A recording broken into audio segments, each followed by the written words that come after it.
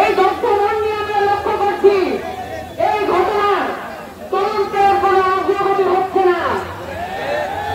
আমরা পরিষ্কার করে জানতে চাই এই মাইলস্টোনের ঘটনার পিছনে কার কার হাত আছে, কোন কর্পোরেট পুঁজি আর কোন বাহিনী এই ঘটনার পিছনে দায়ী আছে।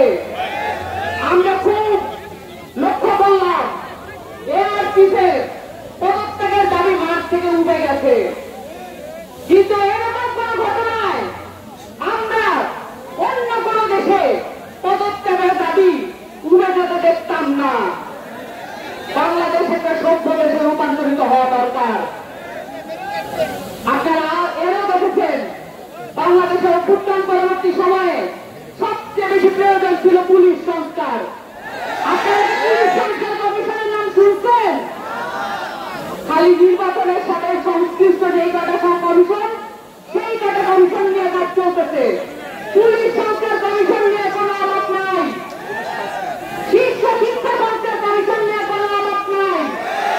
সবচেয়ে বেশি জরুরি ছিল অভ্যুত্থানের পরে পুলিশ সংস্কার কমিশন এবং শিক্ষা সংস্কার কমিশন।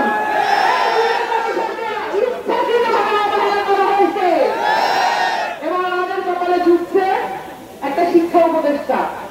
এই শিক্ষা উপদেষ্টা শিশুদের দগ্ধ মৃতদেহের উপরেও তার বিশ্রাম করার সময় মেলে। এই ধরনের উপদেষ্টা ক্যাবিনেট নিয়ে আমরা কি করবো? আমাদের সরকারটা আমাদেরই বানাইতে হবে। পুলিশ সংস্কার কমিশনের পরেও আমাদের একটা দাবি ছিল বাংলাদেশের প্রত্যেকটা পুলিশের ঘাঁটিতে নতুন করে পুলিশ মোতায়েন করা। সেটা কি হয়েছে? এই আগের পুলিশ যত যেরকমই থাকুক এসব ট্রান্সফার করে কোনো লাভ হবে না, কারণ এই 15 বছরে প্রত্যেকটা নিয়োগ দলীয়করণ করা হয়েছে। দলীয়করণ করা হয়েছে না? আপনাদের এই পয়েন্টে শহীদ হয়েছে না? শেরপুরে 13 জন শহীদ আছে কিনা?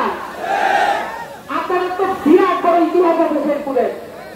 আপনাদের ব্রিটিশ বিরোধী সংগ্রাম আছে। আপনারা জানেন আপনাদের কত বড় ত্যাগ এবং তিতিক্ষা আছে এই সংগ্রামের প্রতি। বাংলাদেশের প্রত্যেকটা ইতিহাসের তাকে আপনারা সেই ত্যাগ দেখাইছেন। এই ত্যাগ ভুলে যাবেন না। 24-এ 13 জন শহীদের নামও ভুলে যাবেন না। আমরা আরো দেখতেছি এইখানে ডিজিএফআইয়ের দ্বারা বাংলাদেশের 15 বছরে যত রকমের গুম খুন হয়েছে সবকিছুকে এখানে লেজিটিমাইজ করা হয়েছে।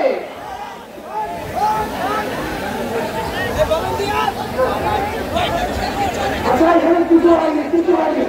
এখানে একটু ভুল বুঝাবুঝি হয়েছে, কোনো কিছু হয়নি, সিদ্ধান্ত হবে না। একজন একটু